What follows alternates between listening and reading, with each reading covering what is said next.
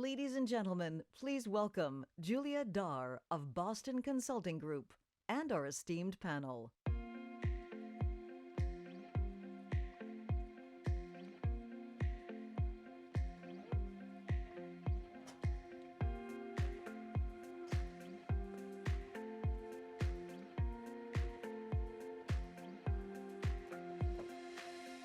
I'm so thrilled to be joined by this panel, who I'll introduce to you in a moment.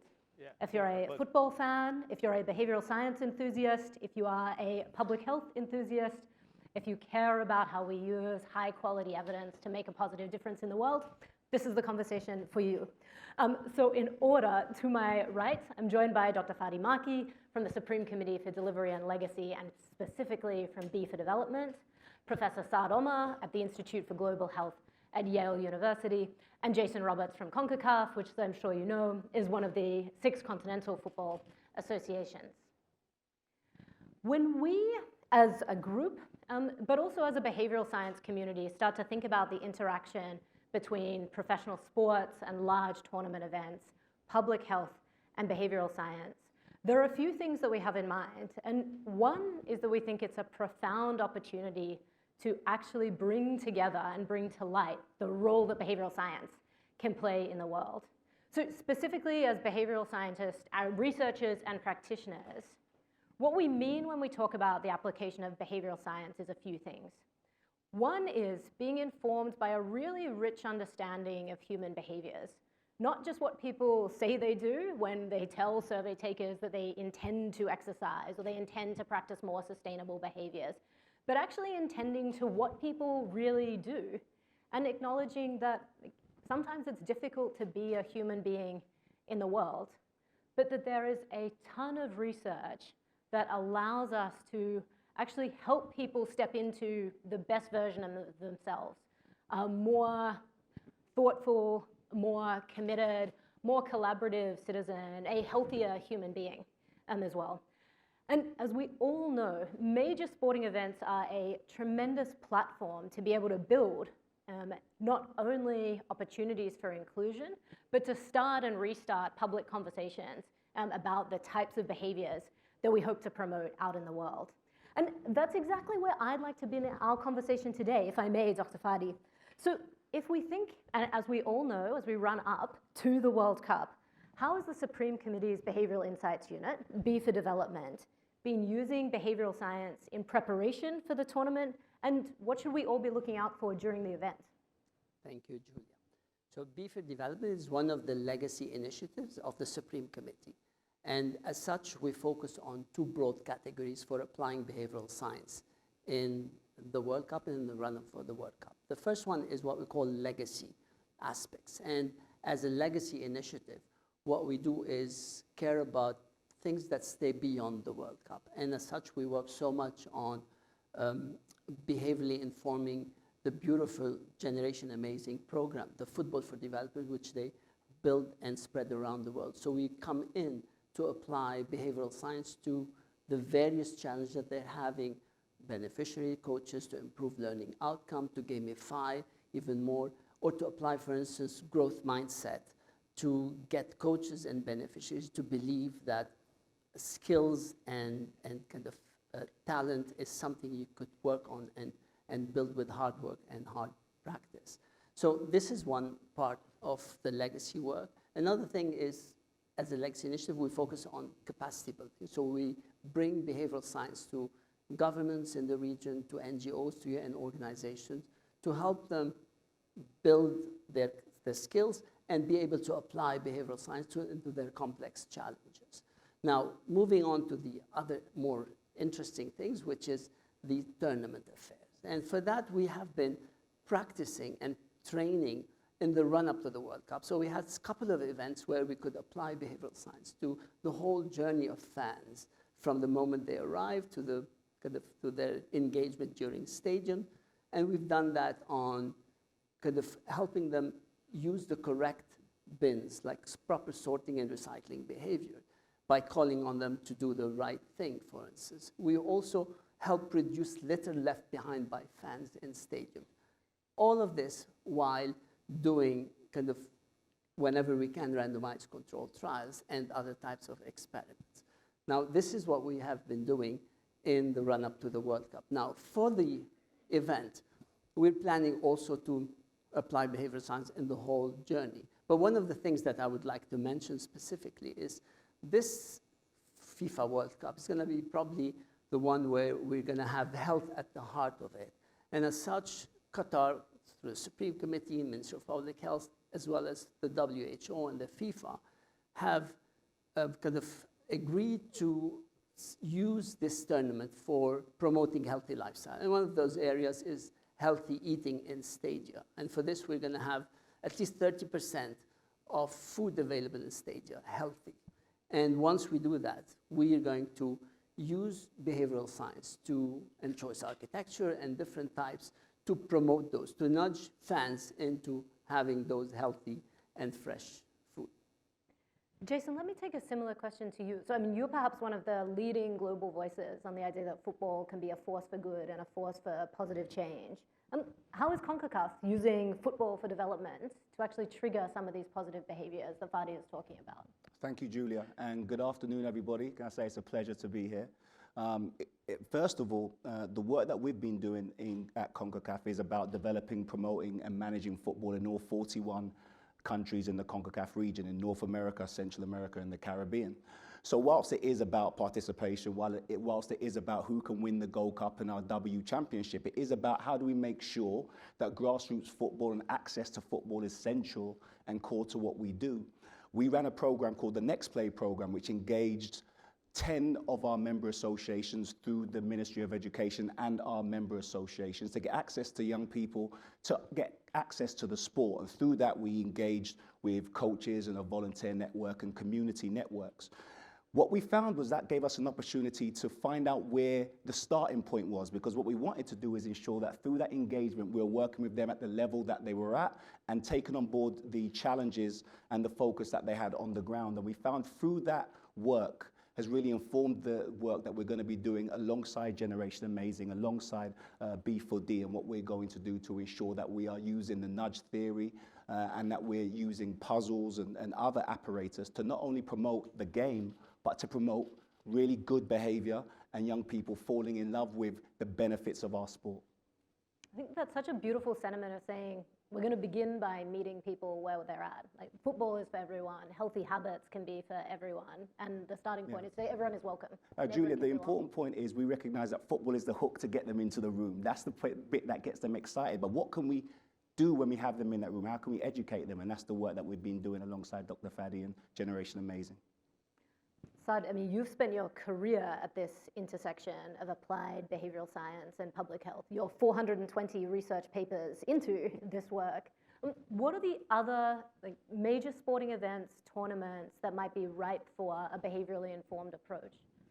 Yeah, a couple of things. So right now in the post-pandemic world, we are facing the dual epidemic of communicable, meaning infectious diseases, and non-communicable diseases that are influenced by lifestyle. So increase in diabetes, increase in cardiovascular diseases, et cetera. The things that are a potentially appropriate and actually attractive target for sporting events that reach communities that are not reached by traditional health programs.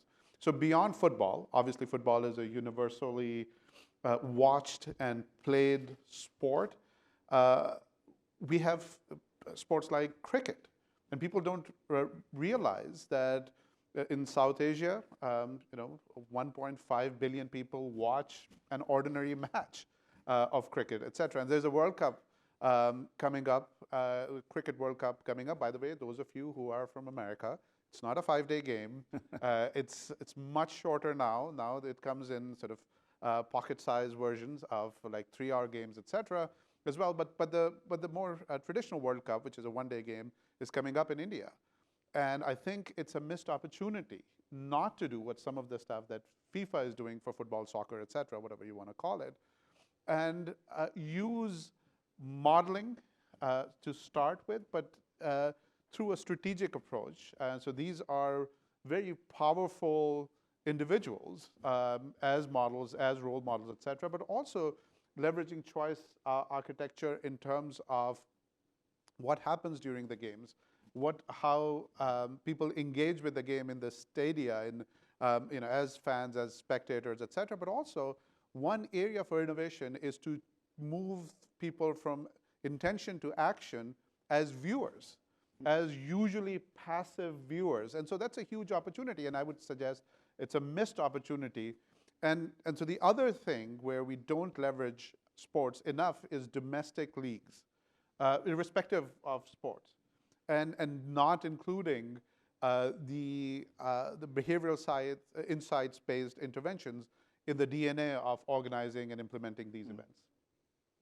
And I think that critique also applies from the behavioral science side, by the way, that we often in the behavioral science world talk a lot about policy interventions, design interventions, how we can help people build positive habit loops. But the opportunity to talk about the role of surprise, joy, heroes, and indeed values that can positively mobilize people for action is one place where sport and behavioral science can intersect.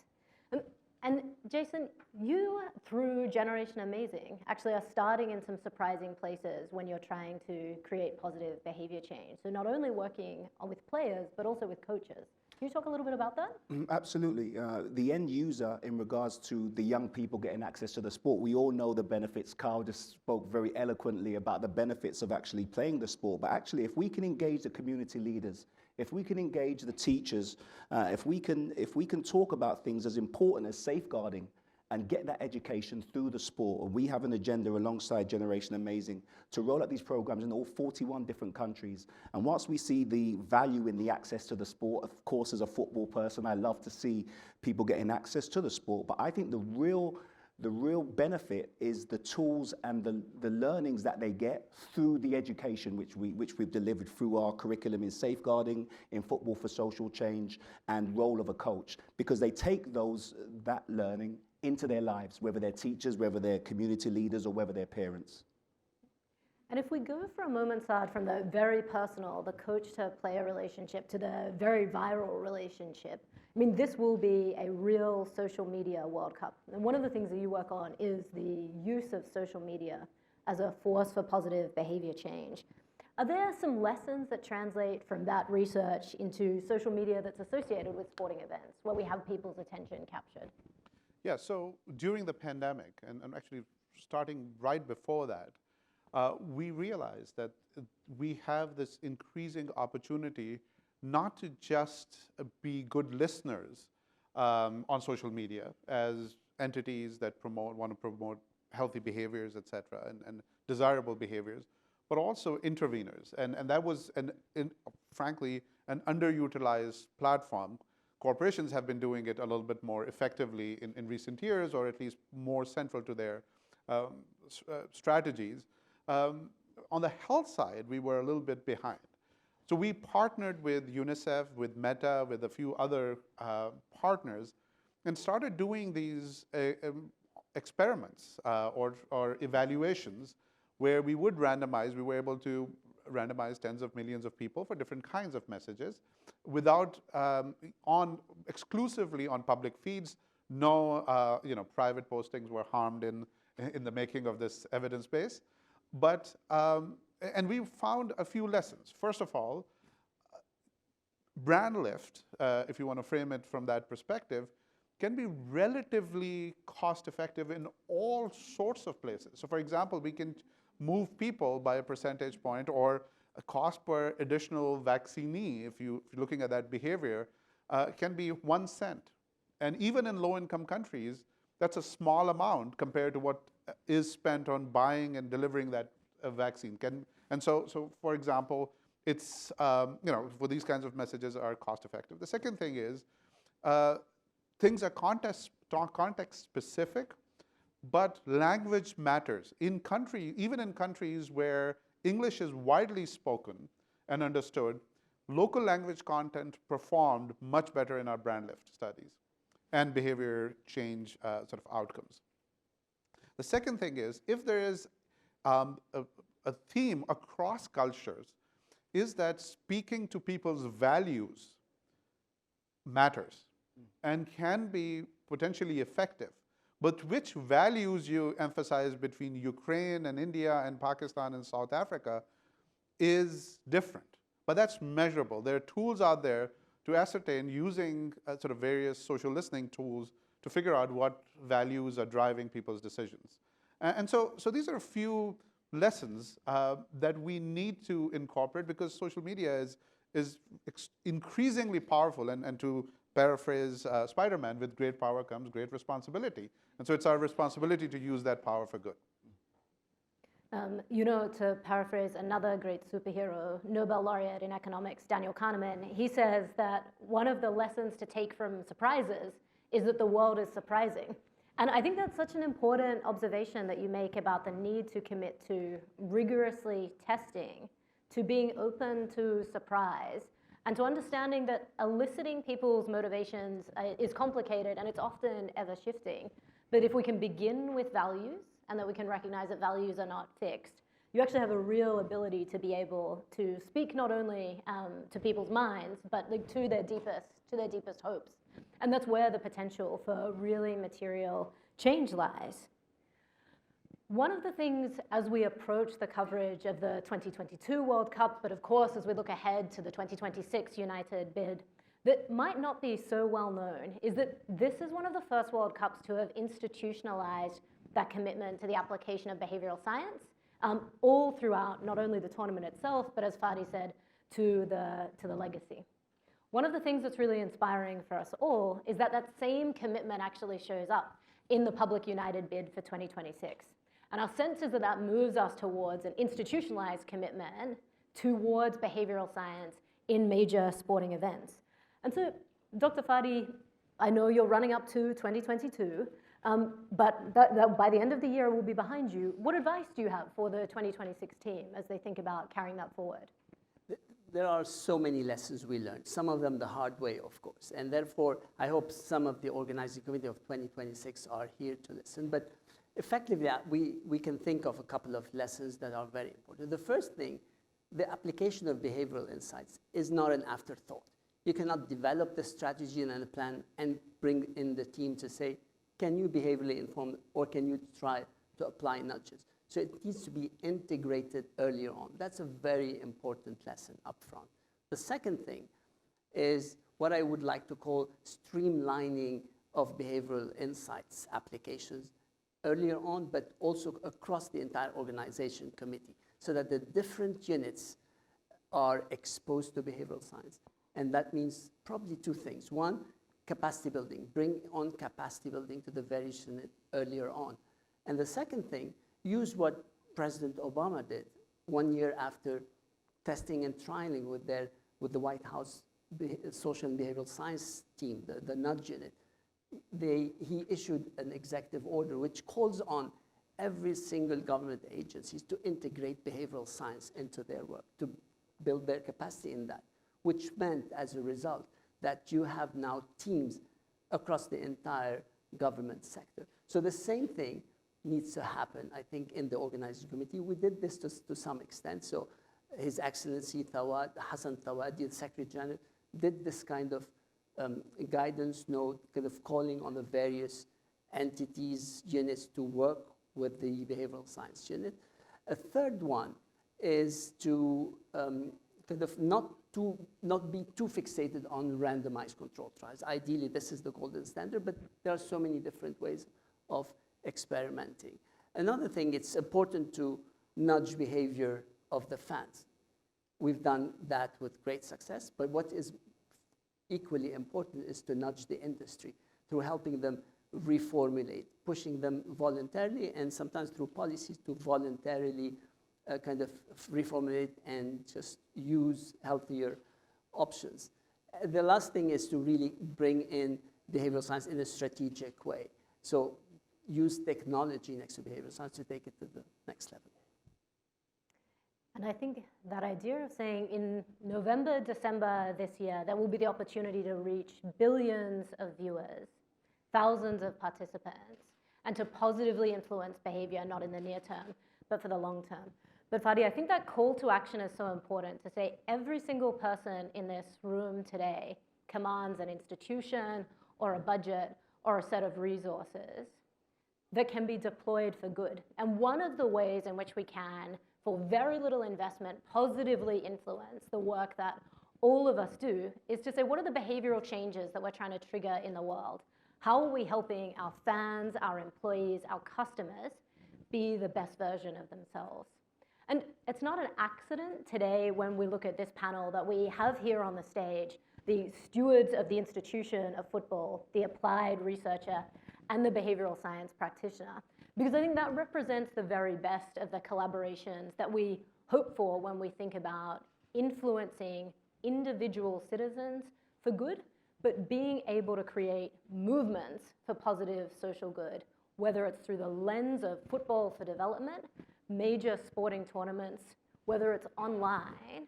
When we bring people together, we should be asking what are the types of behaviors that we are trying to sustainably change, and how do those positive behaviors help to move the world forward as well. Our three panelists are doing exactly that, and I would ask you to join me in thanking them for being with us today.